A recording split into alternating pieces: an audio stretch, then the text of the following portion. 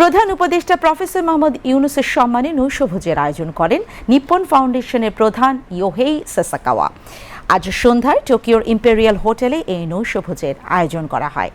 এ সময় উভয় রোহিঙ্গা সংকট, মিয়ানমারের পরিবর্তিত পরিস্থিতি এবং সম্প্রতি বিশ্বজুড়ে মানবিক সংকটের জন্য সহায়তার নাটকীয় হ্রাস নিয়ে আলোচনা করেন।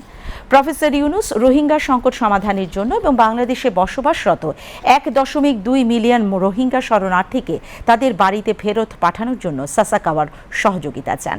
প্রধান উপদেষ্টা বলেন, প্রতি বছর বাংলাদেশে রোহিঙ্গা শরণার্থী শিবিরে প্রায় 35,000 শিশু জন্মগ্রহণ করে এবং তারা কোনো আশা ছাড়াই বড় হচ্ছে।